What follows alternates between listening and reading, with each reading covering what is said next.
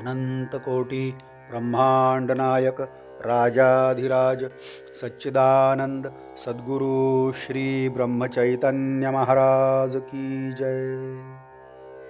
श्रीराम समर्थ. 12 जानेवारी. नाम व भगवंत. राम राम म्हणून राम कसा भेटेल या विचारण्यात काहीच अर्थ नाही.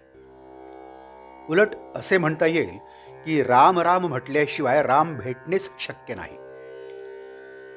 व्यवहारातही आपला हाच अनुभव आहे. समजा आपल्याला एका गावाला जायचे आहे म्हणून आपण स्टेशनवर गेलो आणि जिथे जायचे आहे त्याचे सर्व वर्णन केले, पण नाव सांगता आले नाही तर आपल्याला तिकीट मिळेल का? उलट त्या गावातली माहिती काही नाही पण नाव ठाऊक आहे तर आपल्याला तिकीट मिळून तिथे जाता येईल. म्हणजे ठिकाण माहितीचे आहे पण नाव तेवढेच न आठवले तर काहीही उपयोग होत नाही. यावरून एक गोष्ट स्पष्ट होते की बाकी सर्व केले पण नाम नाही घेतले तर काही उपयोग होत नाही, म्हणून नाम घेणेच जरूर आहे. नामाने भगवंताची प्राप्ती होणार ही खात्री असावी. भगवंताच्या नामाची गरज 2 तऱ्हेने आहे. एक प्रपंचाचे स्वरूप कळण्यासाठी आणि दुसरी भगवंताच्या प्राप्तीसाठी.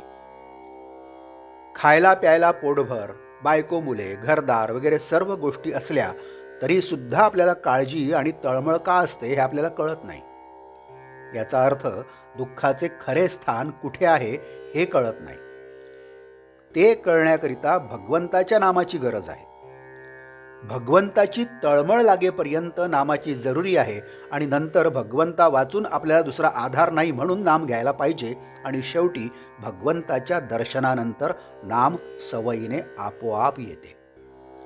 एकूण आरंभापासून शेवटपर्यंत भगवंताचे नामच शिल्लक राहते. जो नामस्मरण करील आणि त्याचे अनुसंधान ठेवील त्याला भगवंताची जिज्ञासा आपोआप उत्पन्न होईल. नामाकरिता नाम घ्या की त्यात राम आहे हे कळेल. नाम घेताना जे घडेल ते चांगले आणि आपल्या कल्याणाचे आहे असा भरोसा ठेवा. भगवंताचे नाम हीच सच्चिदानंद स्वरूप सद्वस्तू होय. भगवंताच्या नामात जो स्वतःला विसरला तो खरा जीवनमुक्त होय. जे काय साधायचे ते हेच. बाकीच्या गोष्टी स्वप्नासारख्या समजाव्यात. त्या प्रचितीस येतात पण नसतात. देहाशी असलेले आपले तादात्म्य हे एक प्रकारच्या सवयीने आणि अभ्यासानेच झालेले आहे. याच्या उलट अभ्यास करून भगवंताचे चिंतन केले तर जसे आज देहाशी तादात्म्य आहे त्याचप्रमाणे भगवंताशी आपापले तादात्म्य होईल. आजचे बोधवाक्य.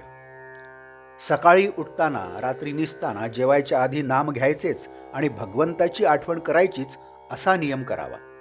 तो आयुष्यात फार उपयोगी पडेल. जानकी जीवन स्मरण. जय जय राम.